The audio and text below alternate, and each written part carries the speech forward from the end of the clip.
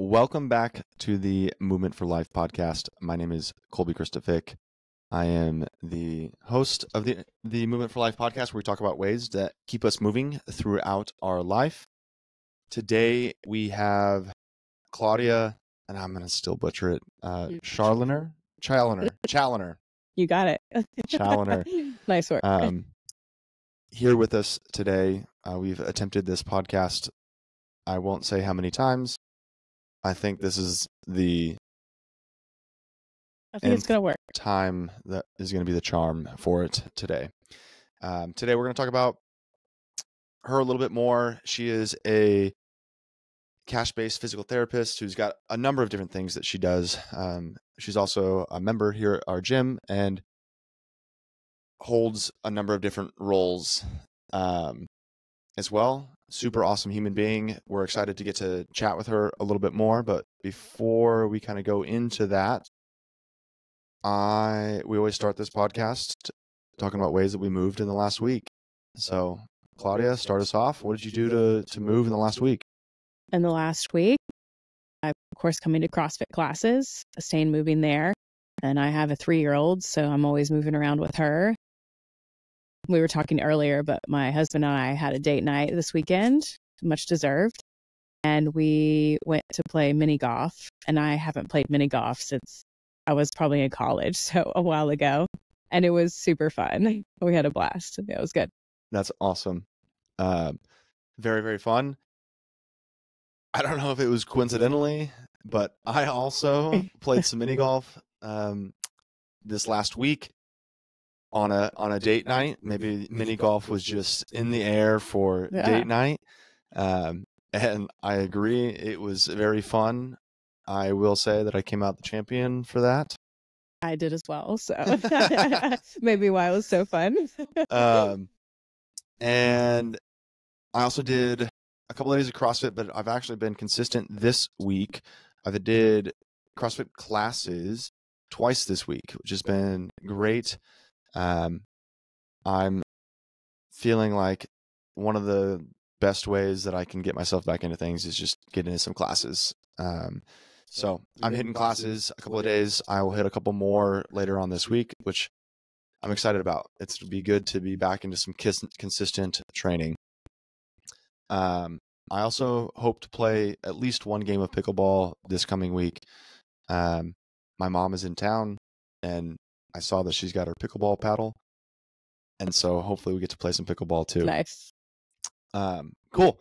Thanks for sharing a little bit. Let's dive in kind of from the beginning. I want to know, you're here in Oxnard, California now. You were in San Diego before this, but that is not where you're from. I want to know where you're from. I'm from a very small town in the middle of West Virginia, as many towns in West Virginia are small. I grew up there, loved growing up there, a lot of outdoors, but I was pretty excited to get out and explore more and gain some more independence. So I went to college out of state in Greenville, South Carolina at Furman University. Okay. And so that was my first time living outside of the state. And yeah, it was a great experience. So getting out and exploring more. And I think we kind of talked about this. That is about 6 or 7 hours from where you were from. Yeah, it was about 6 hours. Cool. Yeah. Mm-hmm. And what did you study in college? Exercise science. Exercise science. Bachelor of science, yeah. Okay, cool. Mm-hmm. A BS in exercise science. Yeah. That was your undergrad. And then I know you also met Lewis in college. Yeah. So who is Lewis? I know who Lewis is. But who is Lewis and how did that go about? Yeah. So Lewis is my now husband. We met in college, our last year of college. And he's from New Zealand. He was over here on a soccer scholarship. And yeah, we met. Yeah, that's kind of it. We ended up staying together, and after college finished, he unfortunately had some injuries his last season. He wasn't going to be able to carry on his career. And he said, well, I've got to go back home. And I didn't really have any plans. I was actually, at the time of this, I was actually in Europe doing my last semester of college studying abroad. So I had been in the Netherlands for 4 months. And this was my last semester of college. And he said, yeah, I'm moving home. And I mean, we were obviously serious about each other. And I said, well, I don't have any plans. So I bought a ticket as well. And then I came back to the States, and then we left for New Zealand. Wow. Yeah. That's not normal to have your last semester of college be a semester abroad. Yeah. Right? Actually, I finished my undergrad in like 3.5 years because I did summer school and stuff. So I was pretty excited about like just being somewhere different. And so I didn't really have much desire to like come home for the summer. So I just stayed down there and was able to take more classes and kind of overload a few semesters to be able to finish a little bit early. Okay. Yeah. Cool. So summer abroad wasn't school necessarily. Yeah. My studying abroad was pretty much like pass or fail these classes. Okay. It was a lot of exploring. In Europe, everything's so close together. So it's so much easier to travel around and see a lot. Cool. And I mean, honestly, I learned more about myself and my own culture being in that environment. It was a huge learning experience and huge independence too. Like, I mean, you're going to a different country, a lot of, you don't speak their language. So you got to figure it out, their bus system, their train system. So it was a huge like growth time in my life. I love that. I think that maybe all humans should be forced to do something like that. Yeah. Especially, I feel like in other countries, it's more common. I can't remember what the term is called, but in like Australia and New Zealand, once they finish up their high school, they have like an off year. And it's pretty much like almost a given that most people are going to go travel for like a year to another country or multiple countries and just explore and figure out themselves and then come back to the country, their home country, and then start their college or start their careers or stuff. So it's really, I feel like it's not as common in the States. Yeah. But I think it's really important. I think you learn a lot about yourself and your own upbringing and culture. So for sure. I was going to say, you learn about yourself, but then you're also learning a lot about the world. Like if you're going to leave the United States and go somewhere else, like it's an eye-opening experience, especially if you're like, hey, I came from a small town in West Virginia. Like the world is a big place outside of the small town in West Virginia. So I'm sure that you learn so much about the world, and then you come back to wherever you're at with a completely different perspective, which is good for everybody to have. Cultures and different perspectives, because it also helps you develop your own perspectives on things. So, yeah. Cool. So you said, screw it, I'm moving to New Zealand. Well, yeah. And I'd already had I had always desired to travel and see different places. So it was pretty much an easy choice. And obviously I loved him and wasn't 100% sure if it was going to work out at that point, but I was like, well, let's give it a go. And so we moved to New Zealand. The first time meeting my now mother-in-law, I moved in with her. So that was an interesting experience, but it was fine. Yeah. And we lived there for about a year and ended up getting married in New Zealand. Okay. And this wasn't a holiday. We were working. I was working as a fitness instructor, and he had another job as well. So, we were working. We weren't just kind of exploring around. Yeah. I remember you telling a very fun story about the first time that you met your mother-in-law. I want you to retell that story. Yeah. So my mother-in-law likes to save a dollar when she can. So mind you, we were also broke college kids, just graduated. We didn't have any money. So we chose the cheapest flights that we could to get to New Zealand. So instead of traveling, the smart way around, which would have been from the East Coast of the States to the West Coast down to New Zealand, we had to travel around the other side of the world. So we had like 2 12-hour flights and then some other shorter flights. It was absolutely miserable. I think it was like 50 plus hours of traveling, and it was awful. And so we arrive, and like I said, she wants to save $1 when she can.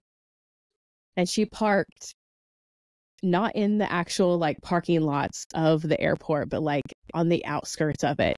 So we had to like walk a mile with all of our stuff, which this was our lives, so we came with everything that we owned, which, was multiple bags. And we had to walk, like, I felt like it was a mile to the car, absolutely exhausted from traveling. And that was my first introduction to her. So love that. I love that. That makes a very strong first impression of things. Yeah. I love it. Yeah. So you guys were there for a year, got married, and then decided to make a transition back to the United States. Yeah. Financially, it was going to be more challenging for us to stay in New Zealand. Okay. Because I wanted to go to graduate school, and he was looking into joining the New Zealand military at the time. So we just evaluated things, and it was going to make more sense for us to come back to the States. Yeah. So we got married, and several months later, we ended up moving back to the States. Yep. Yeah. And then instead of the New Zealand military, Lewis joined. Yeah. He joined the U.S. military probably within 4 or 5 months of us being back in the States. Yeah. And then I learned something also, that joining the military as a green card holder is kind of a fast track to citizenship. Yeah. Yeah. It is a common thing for people to do, because once you join with your green card, it is a fast track. So you're getting your citizenship in a much quicker time frame than you would if you were a civilian, waiting, 10 plus years on getting citizenship. So, and it's a great career for a lot of people, and a great opportunity to. Yeah. Love that. That's pretty cool.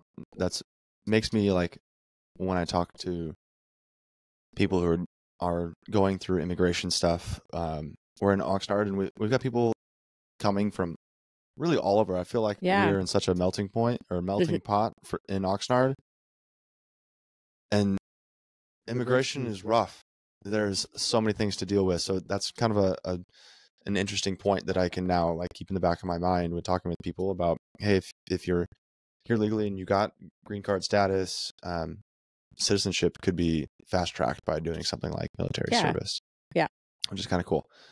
So you guys are back in the US, he's in the military, and you're going to grad school. Where did you go to grad school? Was it in the same spot that he got stationed, or how did that work?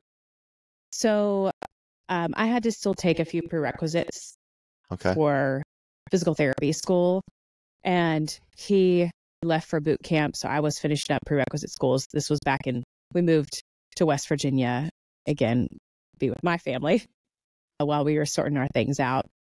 And then his first duty station was actually San Diego. And so we moved to San Diego. We had bags, and that was it. We didn't have a car. We didn't have anything. Whoa. So we had to like rent a car for a month until we like bought a car, and we had just gotten cell phones. Like it was kind of a crazy time for us. We stayed in a hotel for 2 weeks, which was miserable, and then ended up needing to, when we did get an apartment, we like slept on the floor, like with no chairs or anything, but we did what we could, and it ended up working out all right. But yeah, this was his first duty station. So we were in San Diego actually for 13 years, which is pretty unheard of. Yeah. We did spend some time apart for a couple years when he was going into officer school, and I was actually still in my doctorate of physical therapy program. Okay. And I did my doctorate of physical therapy program at the University of St. Augustine in San Marcos, which is just north. Okay. Cool. That's rad. 13 years is a long time to be in one spot, especially military. I mean, Yeah. it's not for most people, but in the military realm, very unheard of. Yeah. So this was actually like our first move. Yeah. Yeah, which is crazy, but we really lucked out. So I had the opportunity to really establish myself in San Diego and develop a really strong community and friend group. So moving was challenging to come up here for sure, because also I had my own business down there, which I had been running my cash pay practice for about 7 years. Okay. And was well established in the CrossFit community and knew a lot of people in that region. So it was a big change coming up here. I want to learn more about that and kind of have you talk through a little bit about that. How did you go from like PT school into CrossFit or other endeavors? Mm-hmm. And then I know that you weren't just in a single gym. Like how did that work, being a cash-based PT working out of CrossFit gyms look? So when I graduated, I did some clinical work. I really enjoy working with kids. And so I worked in those two settings, and I was not fulfilled in the clinic. It was just not really what I wanted. Okay. So I ended up a company that was a newer company in San Diego called Movement RX. They were looking for a PT for their cash pay practice business that did mobile physical therapy in several gyms around San Diego County. They also did workshops. At the time, they did some work with Mobility WOD and worked with Kelly in the CrossFit Mobility certification. Okay. Yep. Way back. And then worked a lot of different events. And so I got the job with them. Luckily, it was a great opportunity. And I think at one point I had like 7 or 8 gyms that I traveled to in San Diego County. Wow. So, week by week, it was kind of varied. So I was in one gym, like, Monday, another gym Tuesday, and so forth. So it was a great opportunity for me to meet a lot of people in the CrossFit community and get my name out there with doing events, doing workshops, helping out with the CrossFit mobility certification. So I was in a lot of different places. Yeah. So I think one of the questions of the day that the coach asked was, how many CrossFit gyms have you been to, or dropped into? Yeah. And, most people in the class was like 3 or 4. And I was like, oh my gosh, I have to think about that. And I honestly think it's like more than 50. Dang. And so, so been around in a lot of different gyms and met a lot of different really awesome people. And so I worked with them for about 3 years. And then it was kind of getting a bit much with all the traveling and just not having a home space, because I did really miss having like a home community, because I've been doing CrossFit for on and off since like 2007, maybe. So was that during PT school, before PT school? After before PT school, I was already, okay. So to backtrack, like in college, I played on the club rugby team. And so me and some of the other people, we did some CrossFit workouts, like for our off-season training. We didn't know what we were doing. We were trying to watch videos. And, most of it at that time was people in their garages, like, I learned to do kipping pull-ups like this. Like, it's just a very different time. And I didn't actually join an official CrossFit gym until I was in New Zealand, actually. Okay. That was my first official CrossFit gym. Yeah. And then I've been in and out, ever since. So I've been in it for a while, and I really missed having like that home community. So I decided to break free from that business and start my own practice out of one of the gyms that I had really strong connections with and long-term connections with. And yeah, so then I was there full time for about 7 years. Okay. And I did coaching there as well. Did some CrossFit coaching. We had a powerlifting team for a little bit. Okay. And then I did some kids CrossFit coaching as well. All right. And some personal training. So it's just a blend of all the things I love. Yeah. And it was a great experience. What does it mean to have a home base for your physical therapy practice? Does that mean that only people from that gym were coming to see you? Does that mean that you had a space inside that gym? Did that mean that you had used gym floor? What does it mean that you had like a home gym then to work out of? So I had a room there that I would rent out, and I was there pretty much 5 or 6 days a week working with clients using my room, but I'm also a very functional based physical therapist. So we were out on the gym floor a lot. So I wanted to see what their squat looked like. What did their snatch look like? How's that interfering with their wrist pain or whatever they might be having going on. So I had access to the gym and then also access to the privacy of my own room there. Cool. Yeah. And my clients, because I already knew so many people in the community and word of mouth,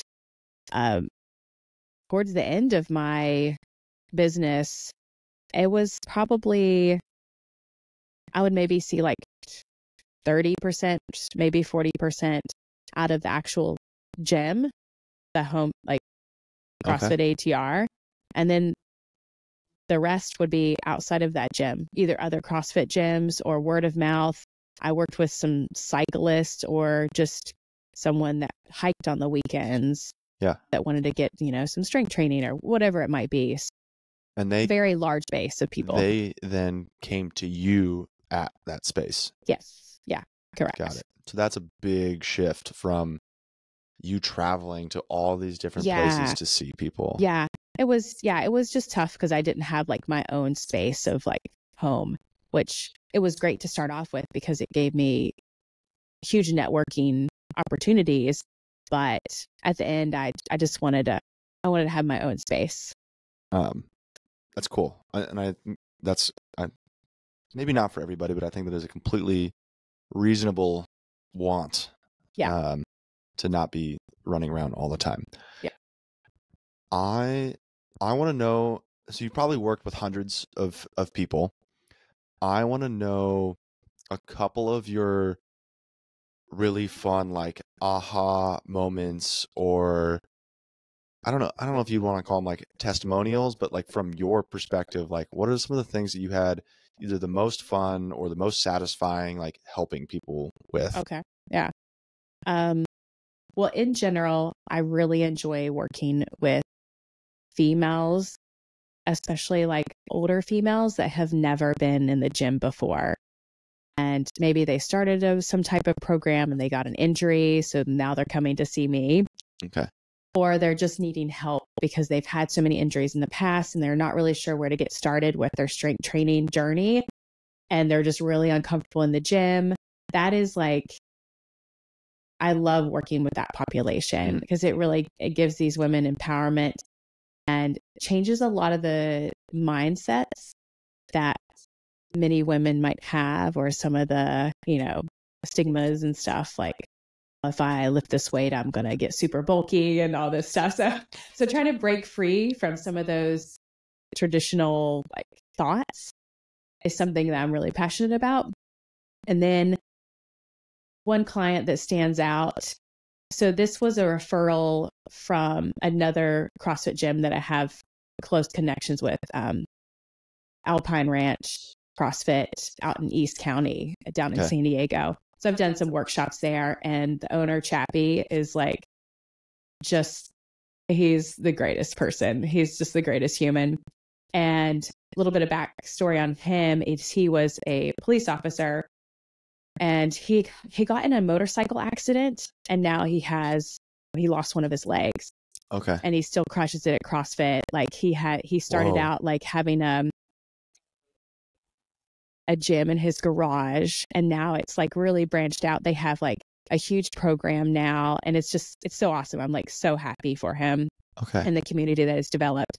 But anyway, he referred me one of these buddies that he was a retired police officer, and he also was missing a leg, and he was just really heading down for a dark road.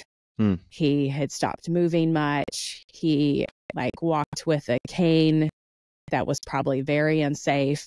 Like could barely walk. He was very hunched over, smoked like crazy, just overall extremely unhealthy, and just not like heading down a bad path. And so he finally convinced him like, hey, you need to go see Claudia. Like, I want to make sure that like physical wise, like physical therapy wise, like what do we need to start with here? And so he had me evaluate him. I talked with him about some things to start with CrossFit training. And then he's been in the gym. He can now do a burpee, like, and crushing it. So it's pretty awesome to see. I mean, because he couldn't even get down to the floor when I saw him. Wow. And so just seeing the advancements of that is pretty awesome. And I'm really happy that Chappie like trusted me to like, hey, let's start here. Help this person. Yeah. And that's why I really like this position, because I really like to have a strong connection with the coaches, because I think that the coaches are huge. Like, I mean, the coaches are seeing people every day and seeing how they're moving in class. So if you have a physical therapist that's working alongside the gym, it's really important that they have knowledge about the CrossFit and what they're doing, programming in class, and then also just being able to have an open talk with the coaches for that as well. Yeah. I think that is a big shift that we've been seeing more and more and more when it comes to traditional PT to what is now more or less like cash-based practices. And maybe you can correct me if I'm wrong here, but because physical therapy is often covered by insurance, it is turned into, out of kind of necessity, I can only help you as much as your insurance is going to pay me, and then I can't do anything else for you. And so they might not choose what's best for the patient because they're out of physical therapy and say, hey, you know what? You don't have any more physical therapy for me. So good luck. We got some work done, but maybe we weren't done, but we don't have any more options left. Yeah. Or, they get somebody back to activities of daily living. Like, hey, check mark. You can, pick up the trash, or you can do the dishes, or you can brush your teeth. Check mark. You're good to go. But they're nowhere near where they need to be to do the things that they want to do. Yeah. And I'm seeing like more and more and more and more that a cash-based physical therapy practice working alongside coaches like bridges that gap. Yeah. And it's kind of I feel like a massive gap. There is a huge need for it. Especially if culturally we want to be a more active and healthy population, there's got to be something between activities of daily living and all the things that I want to do. And so I think that maybe that's why there's so much more fulfillment on your end when you were like, I left the clinic and I went into this thing that I was actually getting to help people with. It's honestly one of the things that I love about coaching inside the gym is I actually get like, yes, I love to have connections with the PT and I love to have connections with their doctor. But I actually get to make the change. Like I get to help them make the changes. The doctors and the PTs get to spend very, very limited changes or time with the athlete. Yeah. That's, I think we have a very broken system with the way that, physical therapy is kind of laid out. And I'm not bashing like every physical therapy clinic across the states. Like I'm sure that there's hundreds some of really great ones. Just like every, there's good and bad with all. But some of them are forced to, see so many people an hour because they have to make money. Like, their reimbursement rates are getting lower and lower with insurances. So then they have to see more people. You're getting less quality time with your physical therapist. And the quality of care goes down. And nothing against them. They're trying to keep their doors open, to make a living. So get it. But it does make it hard for like quality care and really getting like good time with your clients and really understanding them and creating a relationship with them of like, what do they want to get back to and how are we going to do that? And also I think there's a huge gap with physical therapy education on programming, basic strength and conditioning programming. It's not there. Like you're not taught that in school. We were never taught that in school. And so luckily I had more of a, fitness background. So I had that, but, just because like you were saying, someone can, pick up their laundry basket or whatever without any pain doesn't mean that they're going to be ready to go and do 20 deadlifts. Or, what kind of percentage did they start off with, or how much volume or how much intensity? That's bridging that gap is really important. And that's why I think that physical therapists and coaches can work together so well to help people get to the goals that they want. Totally. I love that. Unfortunately, you had to leave your practice. And you're, unfortunately for you, fortunately for us, because we inherited you up here in Oxnard. And I've actually gotten to meet your old gym and coaches as well a couple of times, maybe by happenstance or just by being inside the community. And they are truly some awesome, awesome people. Mm-hmm. We are very lucky to be able to have you as well. But what are we thinking now? What's on the radar for Claudia? Yeah. Oh, you put a lot of pressure on me there.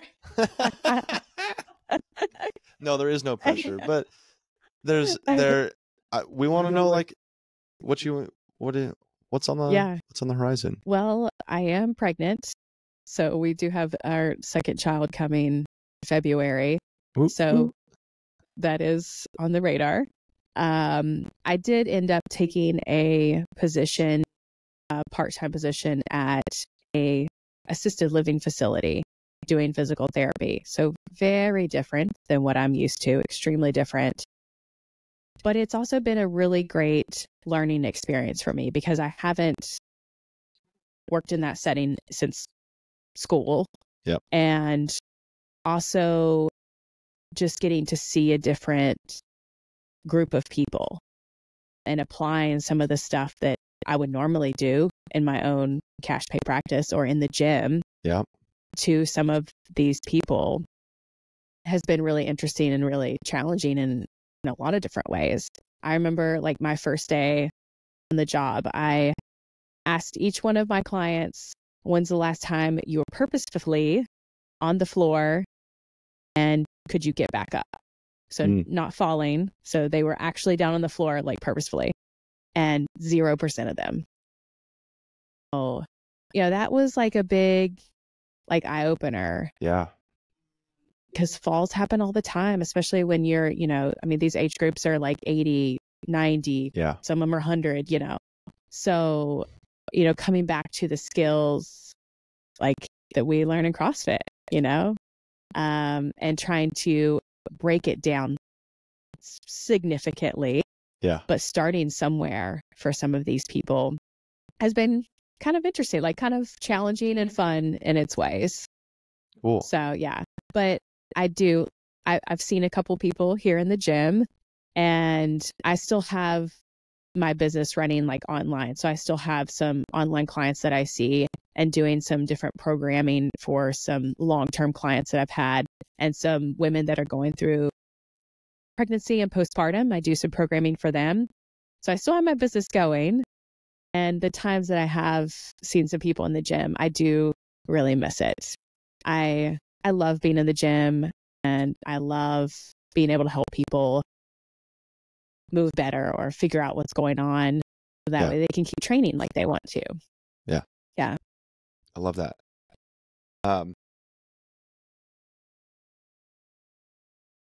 You're due at some point early next year, February? Yeah. March? Valentine's Day, actually. All right. Yeah. That'll be fun. Yeah. So I'm sure things will definitely shift for a period of time with what you're doing and how things are going. And if you don't go to our gym, Claudia is now 5 months pregnant and very much works out every single day. I'm sure that you've had your share of different comments from different things, but one of the cool things is we have a decent amount of a few pregnant gals that are here working out, putting in work, doing things.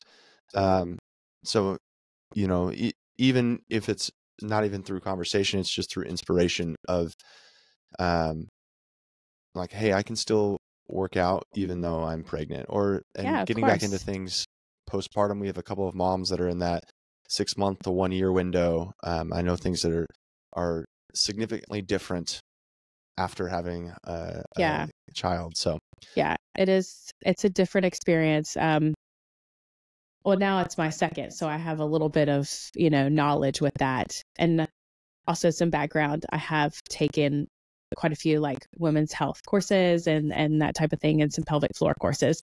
And we actually did a workshop here. Yeah. This was several months ago now, I guess, Mm-hmm. a pelvic floor clinic here. And hopefully we'll do some more in the future. But yeah, just it's giving your body grace and like having patience with the body, because and especially like during pregnancy, week by week is going to be different. And so just really like being in tune to your body and asking questions when you have questions, and just know that it's not going to be forever. Like, you will get to a good space, like that you're going to be like, okay with things, but it just might take time, and that's okay. Like, I think so many women are so worried about getting back to things as soon as possible with postpartum. And I mean, it took you like 10 months to grow that baby inside of you, which is a miracle. Yeah. And, you can't expect to like then 2 months later, like I know there's outliers, but like, 2 months later, like, maxing out on your squat again. Like, it's just, give your body time, and just try to be okay with that. Love it. Yeah. And having a coach or a person to ask those questions to makes a massive difference as well. Yeah. Because sometimes we ask those questions into the void. Sometimes we ask those questions into the computer, both of which maybe not the most ideal place to ask questions into. Yeah. Because your coach is there, like seeing you move, seeing you every day, knowing what the intensity of the workout is, and is probably going to be able to better modify or help give you a substitution or give you some more guidance versus Googling it. Yeah. Yeah. Love it. Cool. Well, thank you so much for sharing with us today. Yeah. Again, we love having you here. We're excited to have you here for at least a little while. We're excited to welcome a new kiddo in here. We love having Lucy in here as well. We're a very family-oriented space, so it's great to have some little ones in here working out. I think I just posted something on social media the other day that about, you aren't necessarily doing the exercise. Yes, you are doing it for yourself, but it also is an example for your kids to have lifelong active and healthy lifestyles as well. And we can definitely see that with Lucy. She wants to do what mom's doing. Yeah. So when you're in action, it's a lot more inspiring than talking. So yeah, thanks for living that. That is an inspiration, not just to Lucy, but to many other people in this space as well. So we appreciate that. Yeah. Where can we find you? You have an Instagram? Yes, I do. I think it's just my name, Claudia Chaloner. Okay. Maybe we'll put that in the description. Yeah. So if somebody wants to follow you along. Yeah. If you also have PT questions or anything like that, feel free to, we can also link up my email. Cool. If people want to reach out with questions with that Great. too. We'll probably do an Instagram and an email for you as well. Yeah, if you've got any and all physical therapy related questions, you're welcome to ask Claudia as well. Until next time, have a great week. We'll see you all soon. Cool. Thank you. That was great.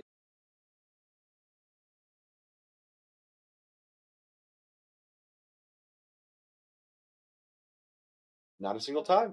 First try. I can hear each other a little bit on our mics, but what I think it'll be fine.